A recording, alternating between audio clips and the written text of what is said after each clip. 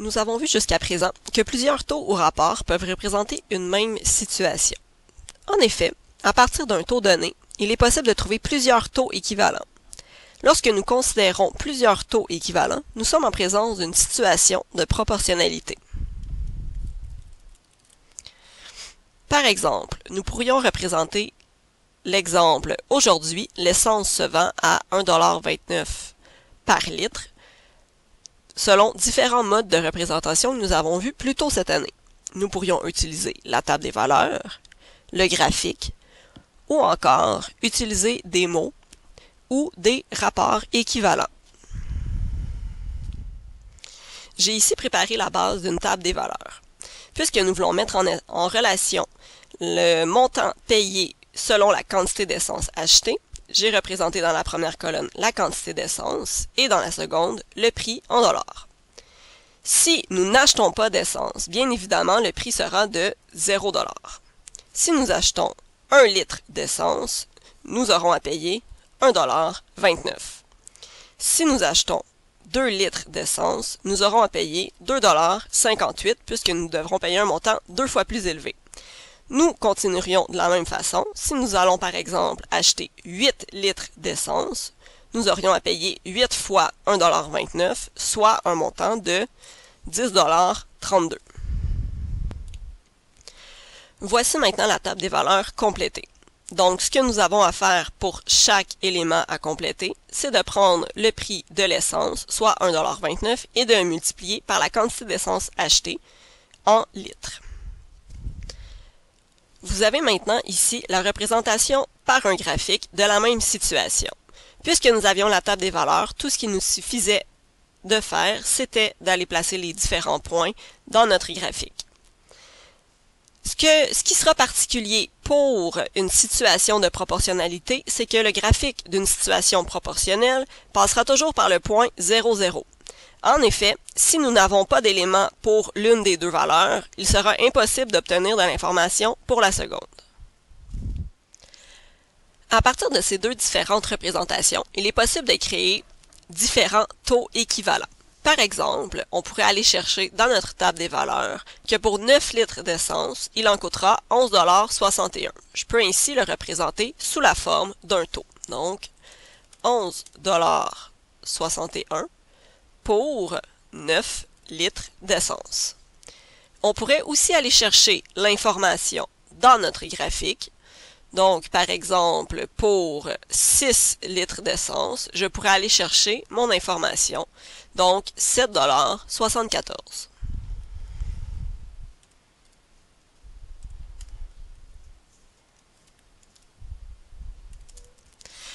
On pourrait faire de même pour toutes les informations qu'il est possible de lire pour finalement constater que tous ces taux sont équivalents et qu'ils sont équivalents à notre taux unitaire de 1,29 $ par litre d'essence.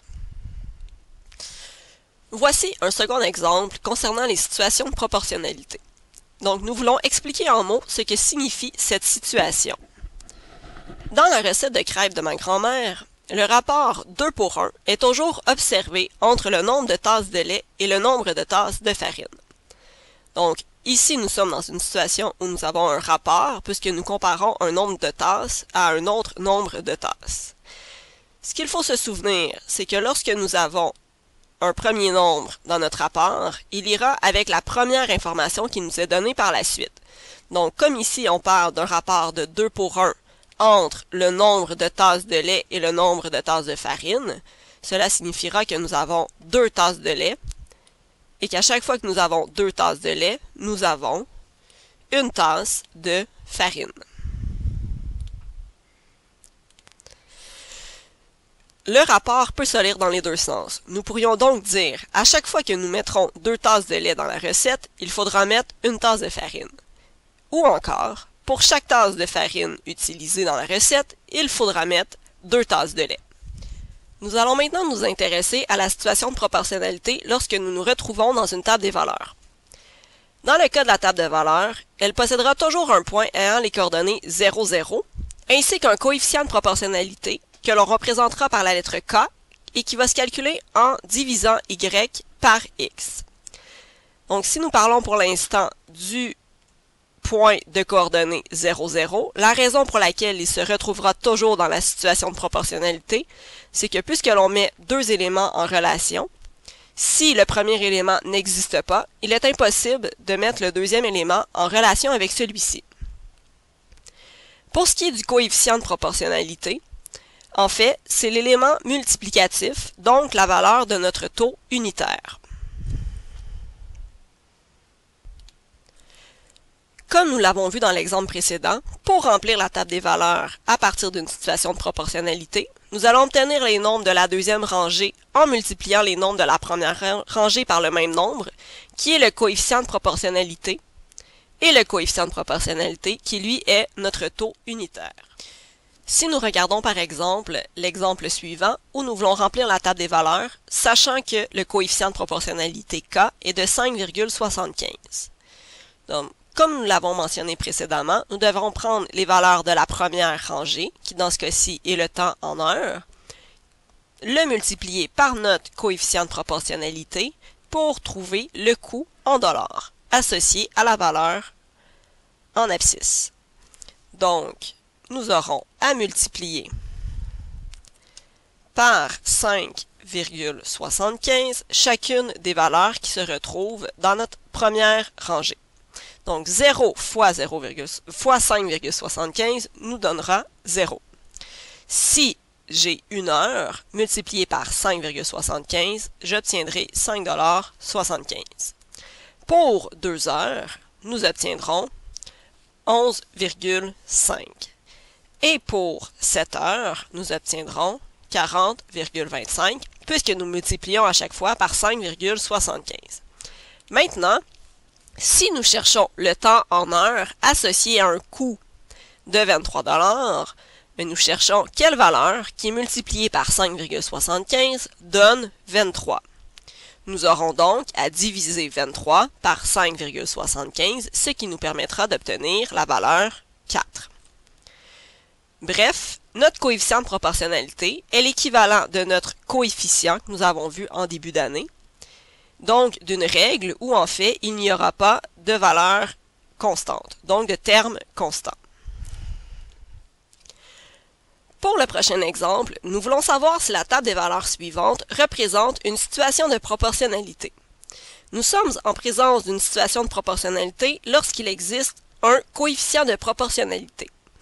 Comme le coefficient de proportionnalité est le facteur multiplicatif entre les valeurs en abscisse et les valeurs en ordonnée, il nous faudra valider afin de voir si chaque coefficient est équivalent.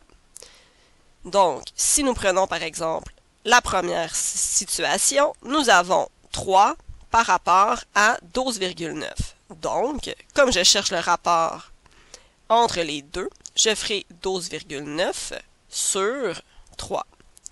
Et je trouve un rapport de 4,3. J'effectuerai exactement la même chose pour l'ensemble des points qui me sont donnés et par la suite, je pourrai comparer. J'ai donc fait l'ensemble des calculs de cette table des valeurs et nous constatons que les rapports trouvés ne sont pas tous équivalents puisque 4,2 est différent de 4,3. Donc 4,2 n'est pas égal à 4,3. Lorsque nous allons conclure, nous pouvons donc dire que la situation n'est pas une situation de proportionnalité car les rapports ne sont pas équivalents.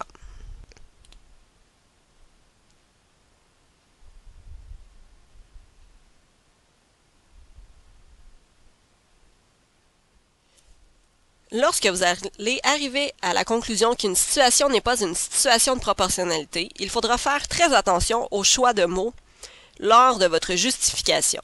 En effet, vous ne pouvez pas dire qu'une situation n'est pas une situation de proportionnalité car il n'y a pas de coefficient de proportionnalité, puisque le coefficient de proportionnalité existe seulement s'il s'agit d'une situation de proportionnalité.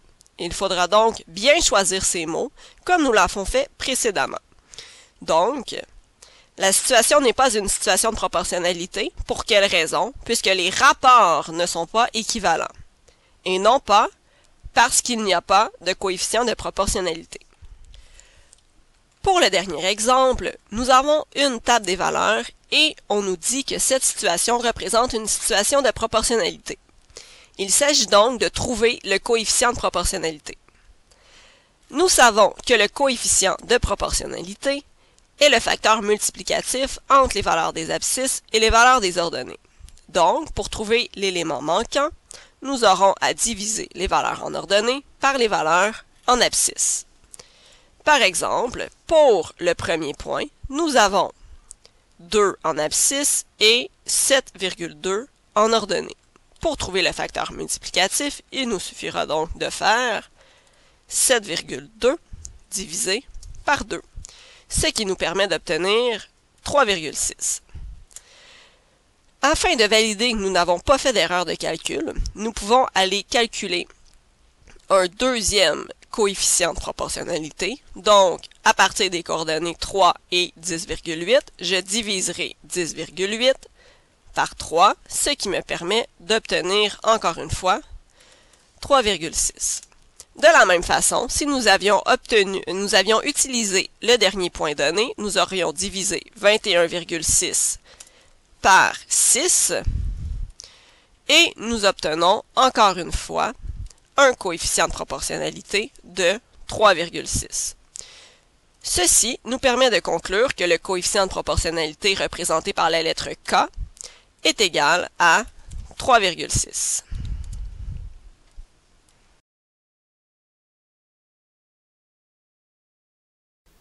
Cette capsule est commanditée par André Mathieu Savaria.